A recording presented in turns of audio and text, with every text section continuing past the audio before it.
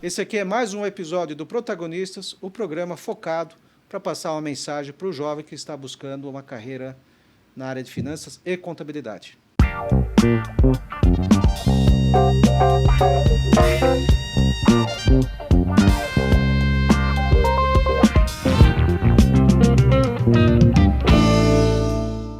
Hoje o nosso convidado, Eli Vertain, nosso amigo há pelo menos o quê? Uns 30 anos, Eli? Por aí.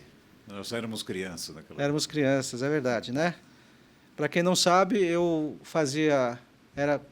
integrava uma equipe de auditoria e a gente atendia a empresa no qual o Eli era um dos sócios, ainda é, né, Eli? A empresa está lá, que é a Luciano Vertain, e desde então a gente tem trabalhado juntos aí e nos tornamos amigos, vamos falar dessa forma.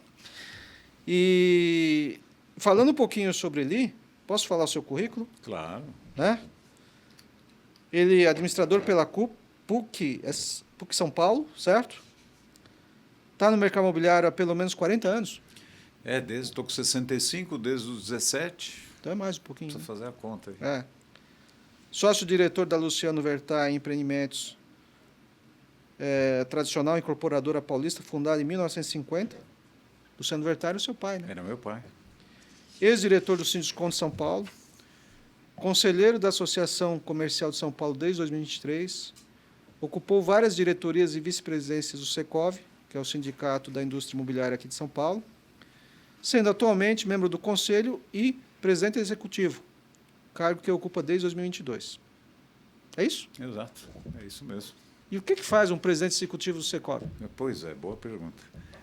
Na verdade, o Secov São Paulo é uma entidade de classe, né, sem fins lucrativos. Sindicato. É um sindicato, na verdade é um sindicato, mas não vive de recursos públicos nem de imposto sindical. Na verdade é um clube onde as empresas do setor imobiliário se associam e é disso que o Secov vive. Nenhum diretor do Secov é remunerado, todos fazem ali um trabalho voluntário.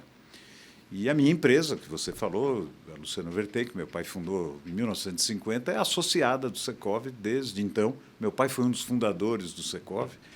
E é um lugar, é um ambiente onde as empresas, no caso da nossa, de uma incorporadora consultora, a gente frequenta ali, discute os nossos problemas, enfrenta ali os desafios, conhece amigos, faz parcerias e tal. O que o presidente executivo do Secov faz... E aí o Secov tem dois presidentes desde o último estatuto. Tem um presidente eleito e tem o presidente que o eleito escolhe e que a diretoria escolhe, que é o executivo, que sou eu. O presidente eleito do Secov hoje é o Rodrigo Luna, que é o presidente da Plano e Plano. Sim. E a gente faz uma dobradinha, a gente divide. O presidente, no meu caso, no meu cargo, é mais de gestão. Eu cuido mais do dia a dia do Secov, então eu fico lá na hora do almoço, né? Continuo passando na minha empresa normalmente, mas eu cuido mais da gestão, mais da parte financeira, da gestão mesmo propriamente dito. E também, claro, acompanho o presidente nas questões políticas, nas várias missões que o Secov tem. Então, essa é basicamente a função do presidente. E a gente fez, de 3 anos para cá, a gente fez, na verdade, esse cargo de 2 presidentes, porque um presidente só não dava conta, era impossível, uma carga de trabalho muito grande. Como eu falei, todos ali não são remunerados. Então, a gente fez uma mudança de estatuto na época e foi, então, escolhido 2 presidentes. Eu fiquei com o cargo executivo, os amigos tiveram a irresponsabilidade de me convidar e eu a irresponsabilidade de aceitar. Né? Como eu nasci lá dentro, eu te falei, meu pai... Fui um dos fundadores, junto com a turma das antigas. Eu tenho 65 anos e pisei no Secov a primeira vez com 17 anos. Quando você começou a trabalhar na empresa da família. Exatamente. Eu tinha 17 anos naquela época, né, Marcelo? O legal dos jovens era tirar carta e guiar carro, né? E um dos prêmios que eu tinha era poder guiar sem carta, levando meu pai no Secov. Ele falava, você me leva no Secov, eu deixo você guiar meu carro. Então, por óbvio, eu levava com todo prazer, porque eu queria guiar. E dali nunca mais saí. Já ocupei vários cargos de vice-presidente, até de presidente, uma época em que eu era vice-presidente, um dos presidentes teve um problema particular importante, teve que sair. Mas agora, nos últimos 3 anos, a diretoria me convidou, a mim e o Rodrigo Luna, e a gente, então, ocupa aí o cargo de presidente e presidente executivo. Legal. Agora vamos voltar um pouquinho no tempo. Lá quando você dirigia sem carta? 17 anos, foi quando você começou na empresa da família. Foi. Na verdade, eu... Como é que foi isso? A pergunta é mais, tem o foco assim, você saiu, você estava provavelmente entrando na faculdade, mais ou menos assim, e teu pai, como um rígido empresário naquela época, né? Você vai trabalhar aqui na empresa, vai aprender, vai ser nosso Office boy. office boy. É. Que naquela época não tem, apesar de ser filho do dono, não tinha aquele negócio de você... Não tinha moleza. Era não. bem rígido a Era coisa, bem né? rígido. Não, na verdade começou assim, eu com 17 para 18 anos deveria estar entrando na faculdade, mas eu acabei repetindo 2 anos ao longo aí da minha história de escola. Eu estudei a vida inteira no Colégio Bandeirantes. Para quem não conhece, não é muito fácil. É até fácil entrar, o duro é sair do Colégio Bandeirantes. E aí eu estudava no Bandeirantes, eu acabei repetindo aí nesse período 2 anos, então eu estava atrasado, tinha entrado no Exército e, de castigo, por ter bombado na escola, meu pai falou, não, então você vai trabalhar. E aí eu fui trabalhar, não sabia fazer absolutamente nada, e um pouco de vergonha também, porque meu pai tinha uma característica, quando você bombava na escola, tinha a bronca tradicional, mas tinha o quanto você me custou. E o quanto você tirou de oportunidade de outras pessoas que dariam tudo para estar no seu lugar e não tem essa condição financeira que a gente teve de fazer você estudar numa bela escola e você rasgou esse dinheiro. E aquilo era pior que uma bela surra que era merecida. E aí eu fui trabalhar, eu fui ser office boy, né? Trabalhava, estudava. E aí mordeu a mosca, né, Marcelo? Porque aí eu comecei a ganhar um dinheirinho, meu salário. Aí comecei a ficar mais valente, comecei a me apaixonar pelo setor, né? Um setor que é apaixonante, tem muitos desafios, muitas questões, mas é apaixonante. E assim eu comecei. Aí depois eu entrei na faculdade de engenharia, fiz durante 1 ano, mas fazer engenharia e trabalhar era uma coisa difícil. Aí passei para a administração de empresa, meu pai também não gostou na época, porque ou o cara era médico ou o cara era médico, ou engenheiro ou advogado. Administração de empresa, meu pai considerava um curso técnico. E aí eu comecei a estudar, entrei na PUC, fiz o curso na PUC e, ao mesmo tempo, eu trabalhava, né? Depois que eu terminei de estudar, eu fiz um curso de extensivo, na época, na Fundação Getúlio Vargas, de matemática financeira, mas eu já trabalhava, já entendia, assim, não totalmente, porque ninguém entende, mas eu já... sabia fazer contas financeiras, já sabia como era melhor. Nós estamos falando de uma época de inflação de 10, 20, 30, 80% ao mês. Anos 80. Então, anos 77, 78. Eu lembro que foi em 77 porque o Corinthians foi campeão em 1977, depois de 21 anos, e aquilo me marcou. Então, foi assim que eu comecei, né? Trabalhando ali na empresa, uma empresa familiar. O meu pai, só para concluir, o meu pai tinha uma formação de engenheiro formado na Poli, imigrante, né? O meu pai chegou no Brasil com 11 anos de idade, fugindo da guerra. Meu pai nasceu em Varsóvia, na Polônia. Nós somos judeus, então não tinha a guerra ainda eclodido, mas tinha a questão Já sabia que... do antissemitismo. Meu avô era um homem muito pobre, então os judeus foram proibidos de estudar em escola pública. Então, meu avô emigrou para o Brasil. Meu pai chegou aqui com 11 anos, sozinho, porque eles não tinham dinheiro, então eram programas que traziam essas pessoas para cá. Ele se formou engenheiro na Poli, depois ele se formou em arquitetura na FAO, e aos 60 anos ele se formou em sociologia na USP também. Foi aluno da dona Ruth Cardoso, do então professor, mas depois presidente da República, Fernando Henrique Cardoso.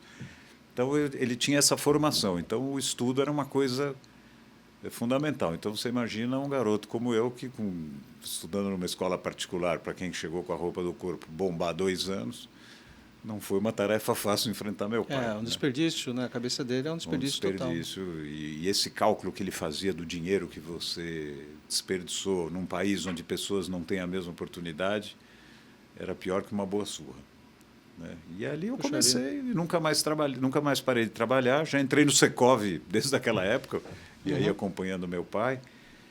E o nosso escritório era no centro da cidade. Então, eu era office boy e eu aprendi a conhecer todas as ruas da cidade, os cinemas também, que a gente ficava lá escondido para ver os filmes. E aí eu comecei. Então, comecei lá de baixinho. Mas você falou uma coisa que é interessante, que é uma mensagem que eu acho que é importante para o nosso público aqui, que é o seguinte: teu pai veio sozinho, com 11 anos de idade para cá. Porque meus avós chegaram depois. Chegaram depois, mas praticamente sem nada. Ficou aqui no Bom Retiro, recebido por algumas Famílias que já estavam aqui, mas se dispunham a isso. E naquela época o seu pai conseguiu entrar numa poli, né? Uma poli, falando polonês. Falando polonês, não falava português. Não é a mesma coisa que falar castelhano, né? Não falava o português, com recursos limitados, conseguiu entrar numa poli. Nunca pagou para estudar, né? Porque a poli era de graça. Exatamente, mas que não era fácil de entrar também. Não, claro que não. Fundou a sua própria empresa. Isso já em 1950. Primeiro ele foi empreiteiro de obra. Sim. A gente chama de gato. Ele fazia obras para pessoas. Depois ele ia guardando dinheiro. E montou a sua própria construtora. Montou a sua construtora. Na época não era incorporadora, era construtora. E fazia obrinhas pequenas. Começou a fazer uma obrinha ali, uma obrinha aqui. E aí guardava mais do que gastava. E começou a formar um capitalzinho até que um dia ele conseguiu comprar o seu primeiro terreninho. E aí começou a incorporar. Aí começou a incorporar. E a Luciano Vertai chegou a ser uma grande incorporadora na época Grande eu não dela. digo, mas média chegou de fato a ser. Quando foi em 1967, 68, foi criado o então BNH, que criou o Sistema Financeiro da Habitação. Nesse momento, as empresas tiveram um impulso muito grande, porque passou a ter financiamento para a construção, que era algo que não tinha. Foi aquele boom. Era uma reunião de amigos. Meu pai ainda demorou uns 5 ou 7 anos, não me recordo bem, para entrar no sistema financeiro da habitação, porque era um homem, um imigrante, apesar de ter uma boa formação, tinha medo de se endividar, né? Tinha muitas coisas, então ele demorou um pouco, mas assim que ele entrou, a empresa começou a deslanchar. Em 1974 ou 75, as coisas até então eram feitas até na pessoa física. Depois a Receita Federal fez com que todo mundo abrisse empresas. E aí então ele montou a empresa e foi crescendo, né, tijolinho por tijolinho. Foi uma empresa média. Hoje é uma empresa que a gente faz mais parcerias e desenvolvimento, até pela idade dos sócios. E a gente não tem continuidade direto dos filhos, né, diferente de uma grande empresa. Sim. Que isso se resolve sozinho. Então essa foi a nossa trajetória. A gente fez mais de 108 prédios. Estamos fazendo 2 ainda hoje. Né? Agora, você falou 2 coisas importantes aqui que eu acho que cabe no contexto do programa. A resiliência do teu pai, né? Que veio para cá, fugido da guerra. E não era porque você já tinha um pai empresário, vamos falar assim, que ele te deu moleza. Não. Né? Você falou, né? Você começou ralando, né? E ainda... assim, dura por causa da escola, né? Estava de castigo. Então, de castigo, exatamente. Então, são mensagens que eu acho que é importante passar, que é assim, na vida não é fácil, né? Não. Mesmo para ele que chegou sem nada e para você que já tinha uma condição melhor, não foi fácil. Não foi fácil. Não foi fácil, mas aí, né, falando um pouco para os jovens, é muito da sua atitude, né? Atitude. A atitude da própria pessoa, né? Claro, se você tem uma boa formação e você tem alguém que te incentive, meu pai foi um grande incentivador. Eu até falei que foi de castigo, mas na verdade trabalhar não era um castigo, né? Ele não levou desse jeito. Na verdade, se você também, mesmo jovem, mesmo tendo essa oportunidade que eu tive, não tiver um pouco de atitude, desejar as coisas, se apaixonar pelas coisas e trabalhar com paixão, você tem que ter paixão, né? Claro, tem que estudar, tem que ter conhecimento, mas se você não colocar aí uma paixão, um amor por isso, você também não vai progredir muito, né? Porque técnicos bem formados você contrata. Agora, aquele cara que gosta do negócio, se dedica, e aí não tem cobrança, né? Trabalhar para você é um prazer. Então, assim, claro que eu tive algumas dificuldades. Eu não posso dizer para você que eu tive dificuldades materiais, porque meu pai, depois, quando eu nasci, meu pai já era um homem que tinha já uma situação boa, diferente da roupa do corpo que ele chegou. Então, eu não posso me comparar com a trajetória do meu pai, porque não é verdade. Eu, inclusive, quando peguei o exército, eu era o chamado da turma do carpete, né? Então, eu já nasci no carpete, é verdade. Mas o desafio chamava a turma do carpete, eram os caras que tinham carro, né? O sargento sempre descobria quem tinha carro, quem não tinha carro, então era a turma do carpete. Então, eu, apesar de ter nascido na turma do carpete, isso para mim não queria dizer nada, porque eu gostava daquilo que eu fazia, né? E aí, de fato, eu me dediquei bastante. Não posso dizer para você que eu tive algum sofrimento, porque eu trabalhei e trabalho hoje com tanto prazer. Claro, tem dia ruim, tem dia péssimo, tem dia que você fala, não sei o que eu estou fazendo nisso aqui, mas na média, né, quando você coloca vontade, paixão, você vai progredir. Né? Eu tinha uma frase que meu pai sempre dizia, ela não é dele, é 99% de transpiração e 1% de inspiração. Você tem que fazer suar a camisa. É trabalhar, arregaçar a manga e trabalhar, ser resiliente, não desistir, né? Saber lidar com seres humanos. Né? Porque a empresa, no fim do dia, né, Marcelo, são pessoas. É verdade. Né? Você fala de relações humanas, você pode ter um excelente, vamos dizer, manuais de trabalhar e etc. Você conheceu bem a nossa trajetória, você trabalhou com a gente tanto tempo, mas você tem que conversar com pessoas. Então você tem que saber lidar com pessoas, como futebol. Você tem que saber tirar de todo mundo O melhor, né? o melhor de todo mundo. Né? E pegando esse gancho, né, que você falou sobre atitude, sobre paixão, vontade e tudo mais, o que você acha dessa geração que nós temos hoje em dia, a famosa geração Y e Z, né? Então já estou falando geração alfa, nem sei mais, a gente está meio perdido com isso, mas os jovens de hoje em dia, né? Porque eles... Será que eles aguentam o que, por exemplo, teu pai aguentou, o que você aguentou, o que muitos aguentaram no passado? Que era muito mais difícil as coisas, né? A resiliência tem que ser muito maior. O que você acha? Como que você enxerga isso hoje na juventude? Sinceramente, Marcelo, eu acho que os jovens que têm grandes dificuldades financeiras, materiais, eles aguentam.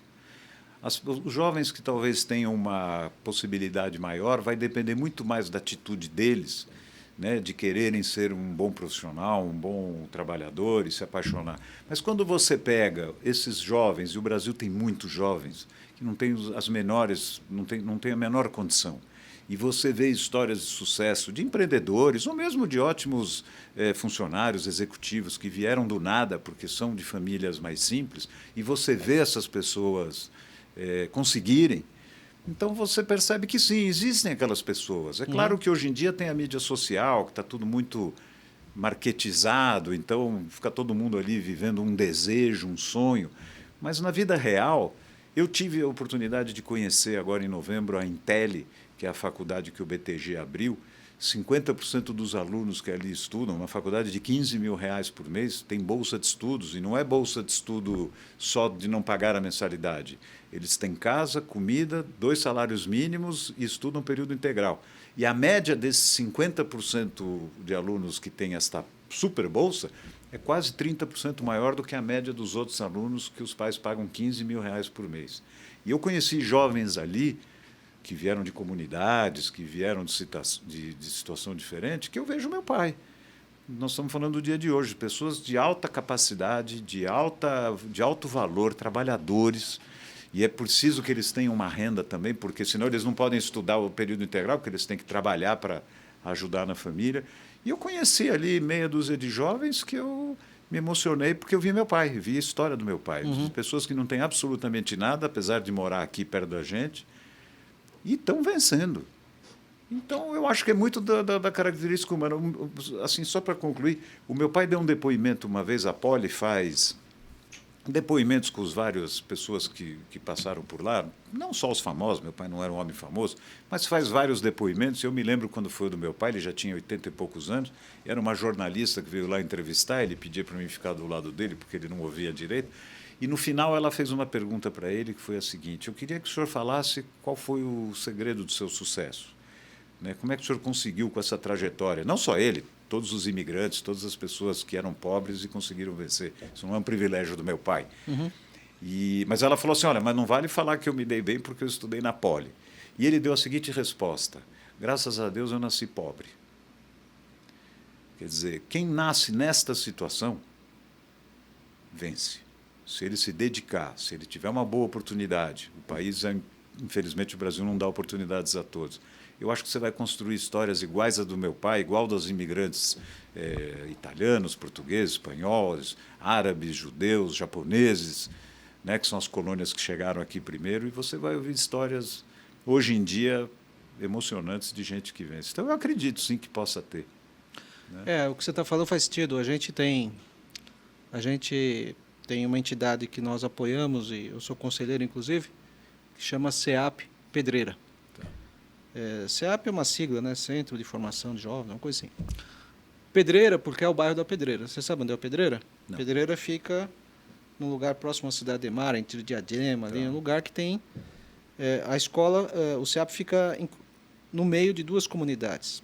E os alunos do SEAP, que hoje gira em torno de 800, eles são oriundos das comunidades que estão no entorno.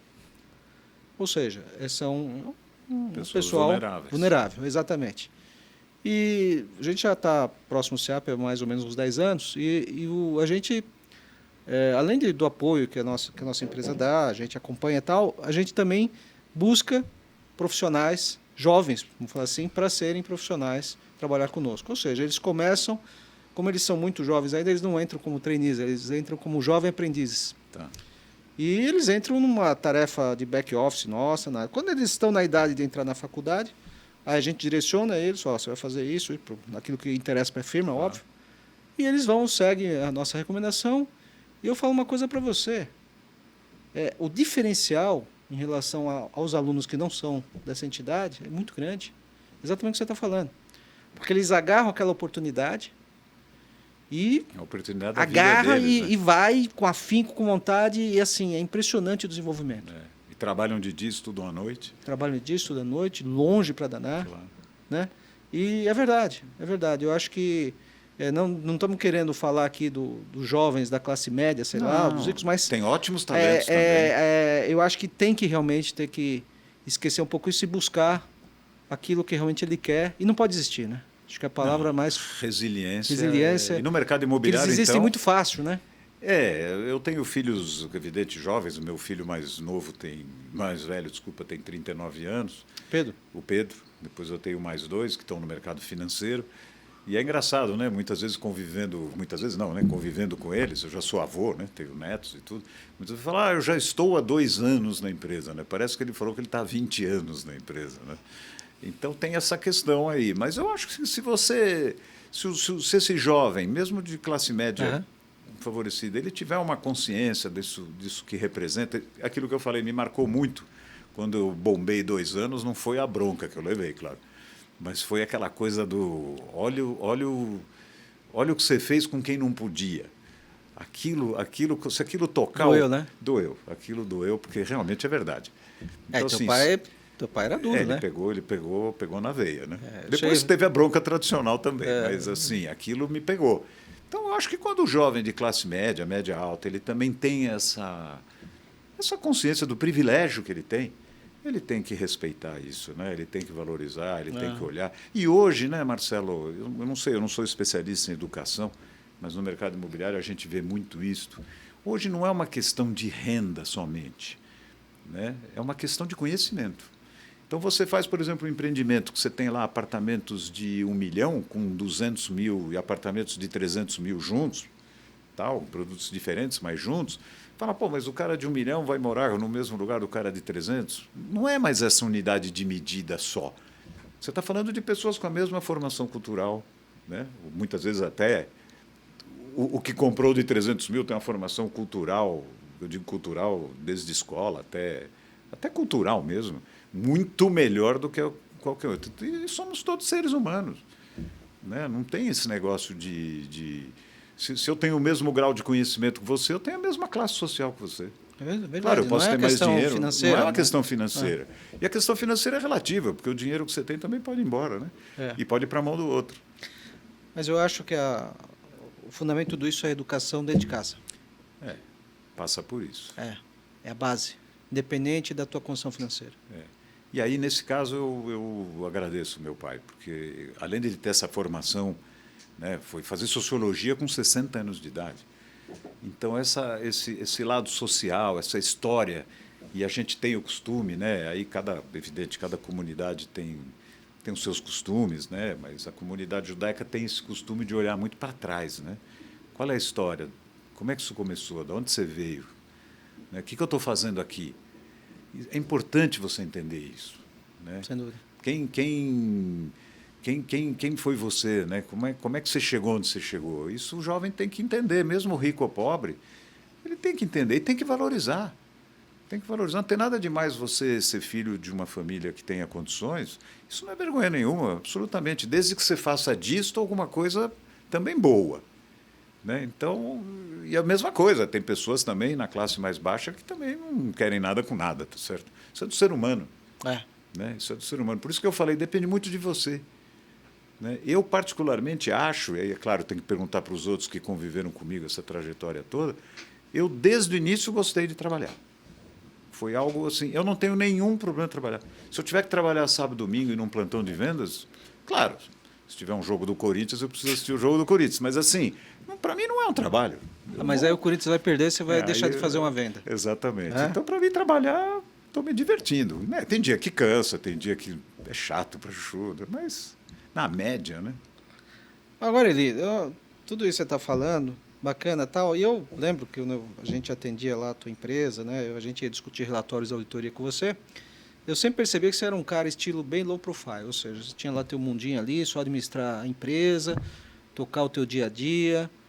E não, assim, a gente não tinha a visão de você ser um cara que ia se expor, inclusive no setor, e atingir uma posição que você tem hoje no Secov, que praticamente, posso dizer que seria o número 2. Hoje você é o número 2 do Secov ali, alguma coisa assim, né? E está na linha de frente, né? Na última gravação que nós fizemos, você não pôde vir porque você tinha uma reunião lá em Brasília com, sei lá, com um deputado, alguém lá da comissão com o ministro, né, sobre reforma tributária. Então, você vê, né? Então, como que foi essa mudança que você teve daquele estilo empresário ali bem low profile para estar na linha de frente hoje lidando com temas importantes da indústria, né, do teu setor, com temas importantes para o país e conversando, questionando os políticos lá de Brasília, ministros, assim por diante. Como é que foi essa mudança? Então, e eu, particularmente, eu fiquei até surpreso com isso. Eu também. Mas foi maravilhoso, foi uma coisa maravilhosa que aconteceu na minha vida, porque eu estou hoje com 65 para 66, eu estava lá com os meus 62, 63, aliás, quando me convidaram, e eu estava já numa fase, assim, já diminuindo um pouco. Né? Então, sexta-feira, se eu pudesse, eu já não trabalhava. Segunda-feira de manhã eu já estava mais calmo. Uhum. A minha mulher já estava ficando brava comigo. Daqui a pouco eu ia fazer o supermercado com ela e ela ia ficar brava comigo. Mas, ao mesmo tempo, eu estava ali na atividade. Então, esse convite que me fizeram mudou minha vida para melhor. Eu recomecei.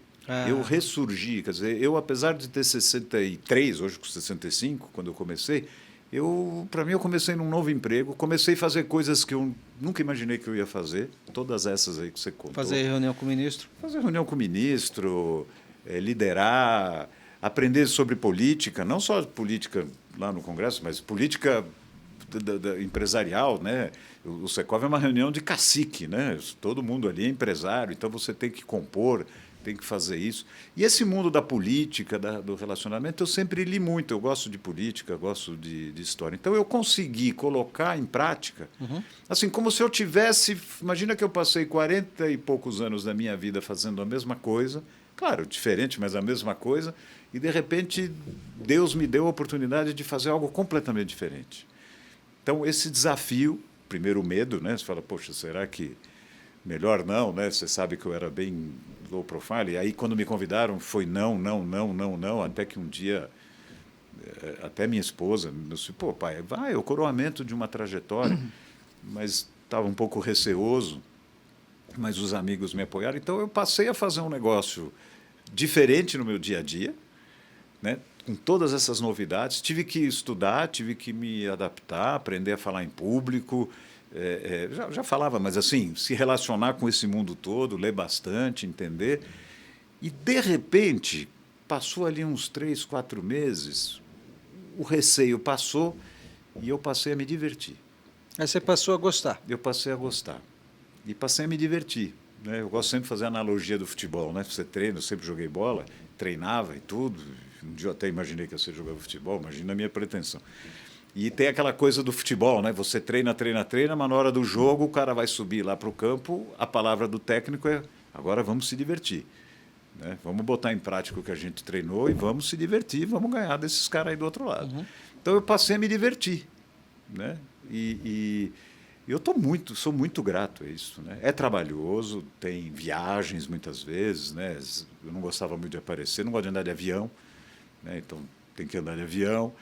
E aí eu estou adorando. estou adorando. Agora, é uma arte. É uma arte de você saber ouvir, saber enxergar um mundo em dimensões maiores do que você está acostumado na sua empresa ali, no seu mundinho fechado. E aí você aprende muito como ser humano, aprende muito como estratégia política, conversar, falar, entender, leitura. Eu tenho uma gente junto comigo maravilhosa, eu não faço absolutamente nada sozinho. Por acaso eu sou muitas vezes o porta-voz daquilo, mas tem um baita time atrás de mim, eu só sou... Muitas vezes eu só levo a glória do negócio. Né? Você que está na foto. Saio na foto, mas eu sou a ponta do iceberg.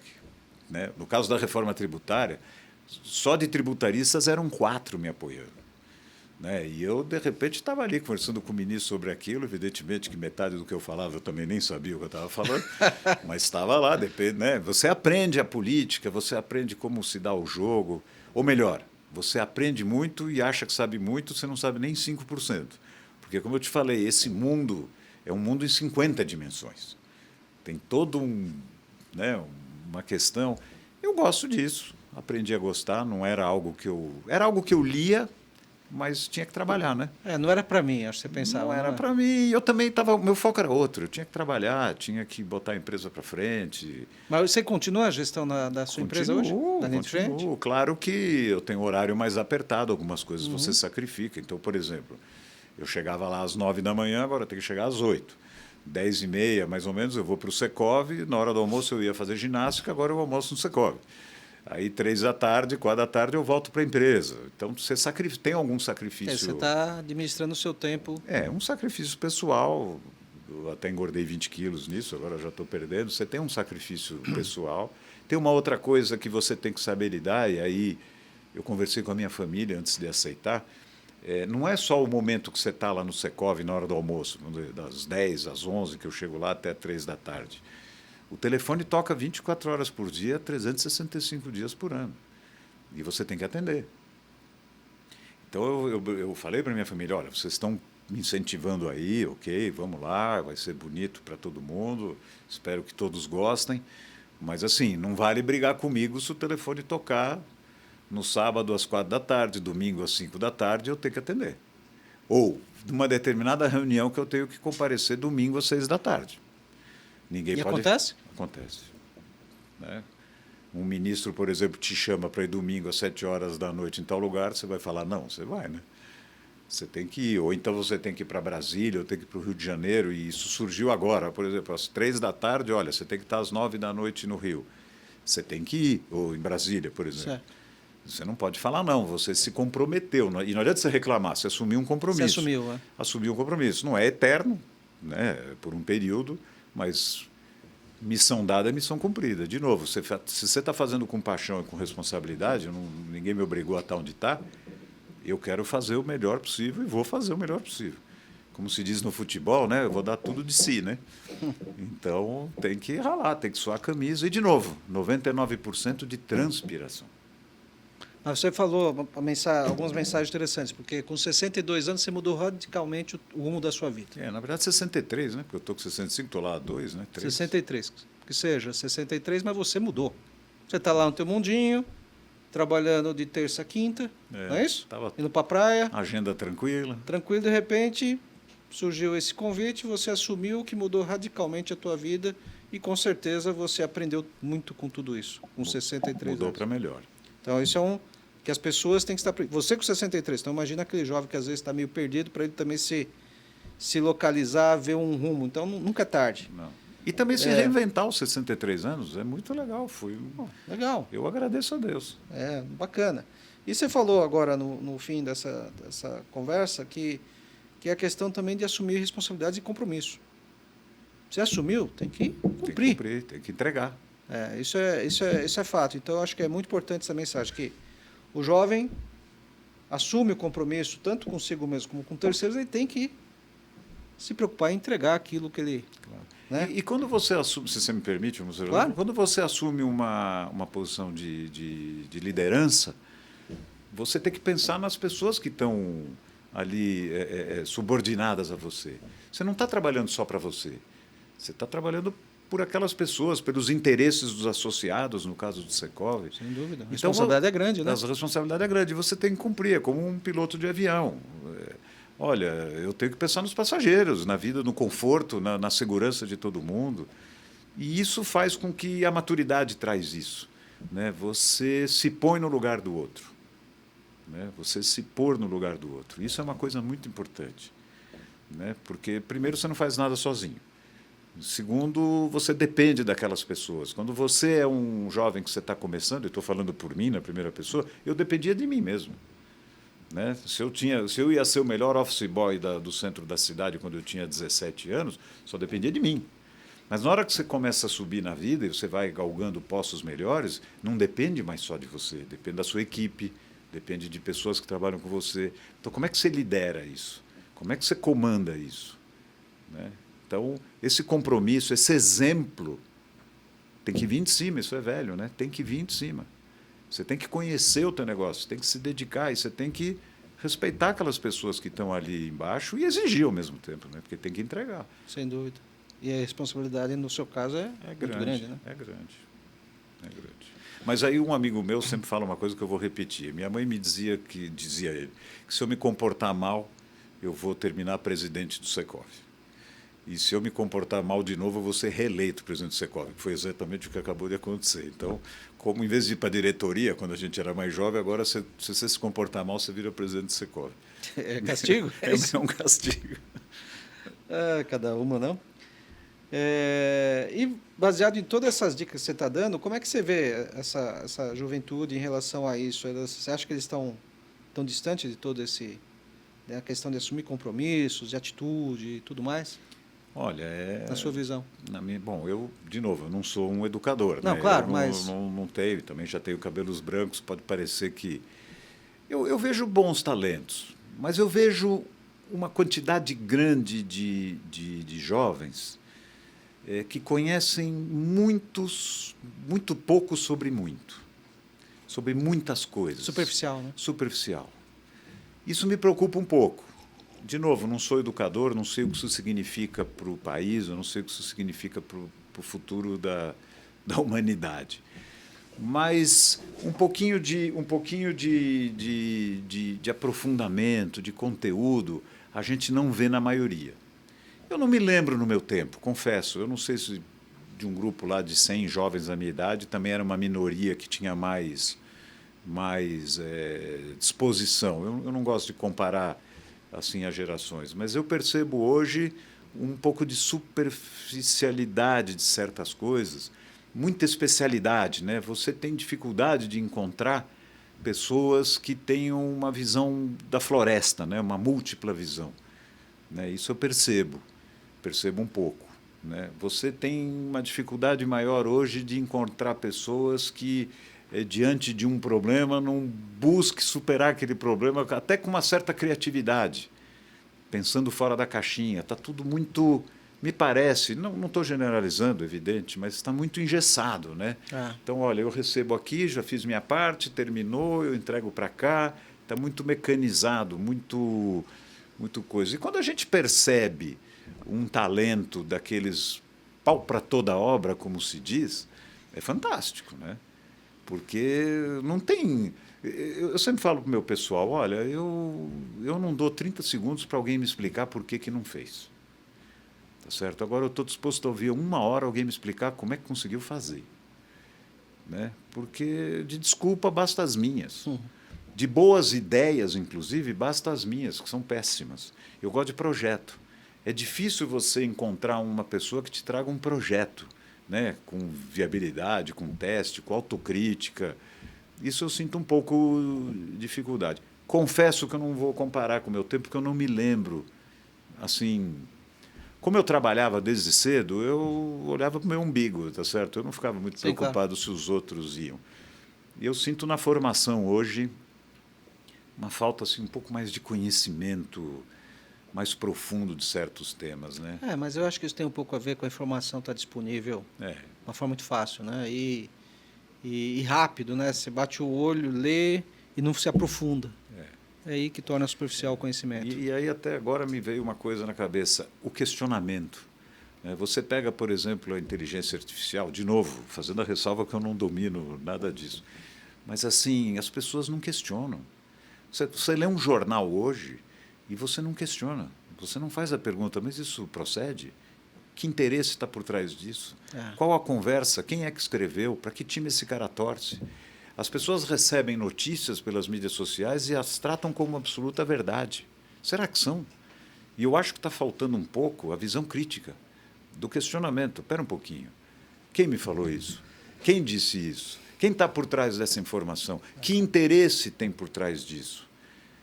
Então, esse questionamento a gente não vê em grande quantidade. Né?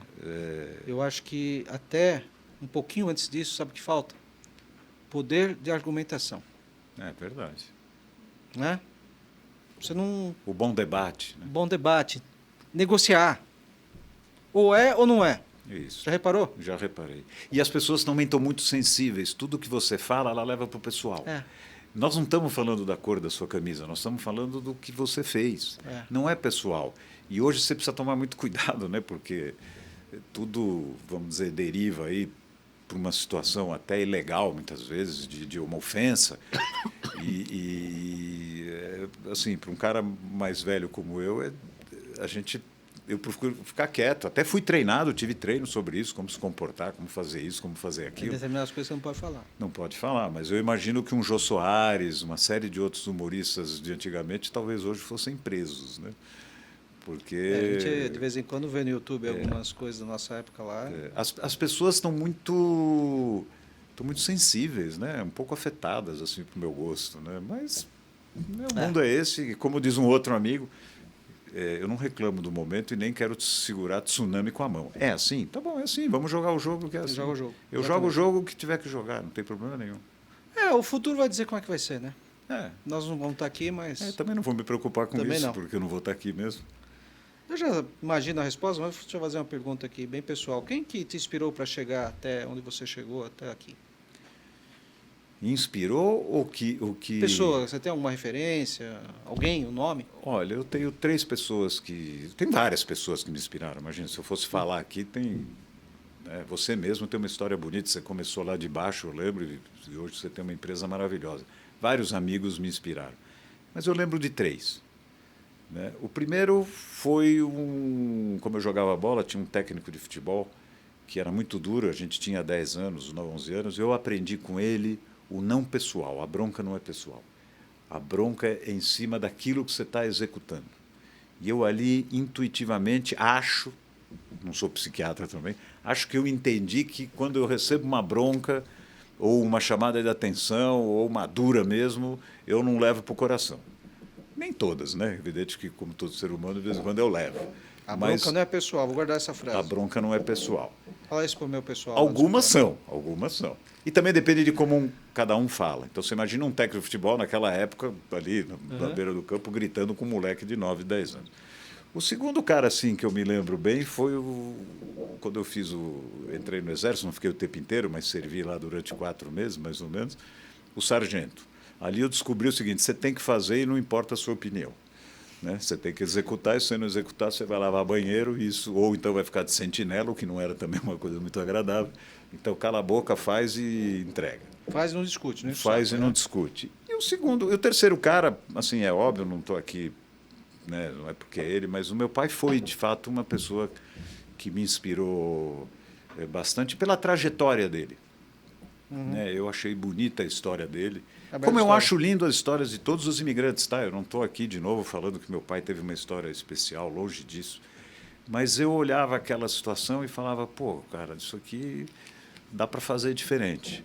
E eu aprendi uma coisa com meu pai que me inspirou muito. Quando eu entrei para trabalhar, e aí já estudando, você quer ensinar, né?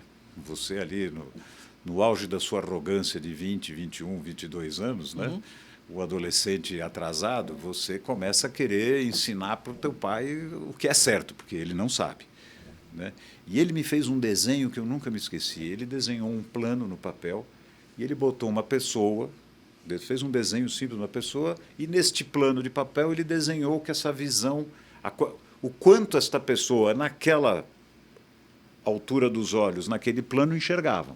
E ele disse para mim o seguinte: se você veio para dentro dessa empresa para criticar o que eu vejo neste triângulo, ele falou assim, eu vou te demitir por justa causa. Eu quero que você suba no meu ombro e enxergue mais longe. É isso que eu espero de você. Então, para de me encher o saco para falar as coisas que eu faço errado, até porque, errado ou não, tirando a roupa do corpo, o resto é lucro, ele falava assim. Nem precisava contratar o auditor, porque ele falava assim, meu querido, tirando a roupa do corpo, esse copo, para mim, tudo é lucro. Eu não tinha nada. Então, por favor, enxergue além do que eu enxergo. É isso que eu espero de você. E isso me inspirou também. E a resiliência, né? O meu pai, apesar de ter toda esta formação, ele era um homem muito humilde no trabalho. Ele ia numa obra, ele perguntava se tinha... Ou ia de uma obra para outra, às 7 horas da manhã, e ele perguntava se tinha documento para levar para o escritório, saco de cimento para botar no carro. E ele fazia. Então, ele não era o doutor. Humilde. Ele era humilde no sentido de trabalhador. Sim. Então, e não é aquela coisa de pieguice, não estou dizendo que ele tratava todo mundo maravilhosamente bem. Não, ele era um ser humano, com suas virtudes e seus defeitos. Mas para ele não tinha, isso eu não faço, isso aqui não é para mim. Ele tem que fazer, é bom para a empresa? Acabou, é bom para a empresa. Eu lembro, não lembro exatamente qual era o tema, mas eu lembro que na época que a gente fazia auditoria lá na sua empresa, que a gente reportava para você, a gente levantou uma situação que você ficou assim, putz, não sei, vamos falar com meu pai, né? Eu nunca esqueci isso. E a gente aprende com isso. Aí eu lembro que nós fomos lá falar com seu pai, no alto da sabedoria dele, ele falou assim, não, temos que fazer o que é certo. Eu só lembro disso. É mesmo? Você não lembra, mas eu lembro. Não foram tantas. São coisas que a gente, na profissão, a gente vai aprendendo. Eu lembro dele, realmente era... Era uma sabedoria muito grande. Ele tinha essa... Uma coisa era esse pai profissional, né? Esse empresário legal. Em casa a gente quebrava o pau porque não era fácil ser filho dele. Imagina. Mas eu vou contar, se você me permite, uma passagem interessante que me ensinou muito. Quando teve o plano, eu já nem me lembro, o plano econômico que tomou o dinheiro da gente, o plano... O do Collor, né? Do Collor, que tomou o dinheiro 1990, e tal. E naquela época o meu pai passava mais ou menos uns 60, 90 dias por ano, ele passava fora do Brasil viajando com a minha mãe. E aí, no meio de uma dessas viagens de longas, aconteceu aquele negócio lá, que tomaram o dinheiro da gente. Não tinha celular, mas eu liguei para ele. Falei, escuta, o negócio aqui acabou o dinheiro. Tá feio. Tá feio, você volta porque... Vamos quebrar. Aquela coisa maravilhosa. Tal. Ele, tá bom, tal. Naquela época, a turma passava na Varig, né, para ler o jornal, então ele já leu o jornal. Aí ele chegou aqui, a gente se reuniu, e ele estava estranhamente calmo. Eu falei, não sei o que ele bebeu, alguma coisa aconteceu, não sei o que ele fumou, alguma coisa deu ruim nele aqui. Aí ele fez uma pergunta muito interessante para mim e para meus irmãos. Ele falou o seguinte, eu queria fazer uma pergunta para vocês. O que aconteceu com a nossa empresa foi só com os judeus? Eu falei, não, você está louco? Foi só com a nossa empresa? Eu falei, não. Foi só com o setor imobiliário? Eu falei, não. Ele falou o seguinte, foi para todo mundo? Eu falei, foi para todo mundo. Ele falou, então eu estou tranquilo. O importante é que seja para todo mundo. O que não pode ser é só para nós. É para todo mundo? É para todo mundo. Não pula da janela. Vai ter uma solução. Ou porque terá uma solução, ou porque não vai dar certo, que acabou acontecendo. É isso aí. Então, não se preocupem. Calma. O importante é que seja para todo mundo. Muito bom. Eli, nosso tempo já extrapolou, na verdade. Passou rápido. A conversa é boa. Extrapola, eu queria agradecer a sua presença aí, para você conseguir um tempo com a gente, né? Dessa vez deu certo. E com certeza essa conversa tem bastante sites interessantes, assim, que dá para a gente refletir bastante, tá bom? Muito obrigado. Obrigado pela amizade, tantos anos também, e pela parceria aí, né? Eu que te agradeço o convite. Bom? Você é um grande amigo, você sabe a admiração que eu tenho por você. Obrigado. Muito honrado com o convite, conte comigo. Obrigado. E aqui vamos terminando mais um episódio do Protagonistas. Hoje recebemos o Eli Vertain, presidente executivo do Secov. Lembrando que esse programa tem o apoio institucional das empresas do Grupo Kroll Macro. Muito obrigado e até a próxima.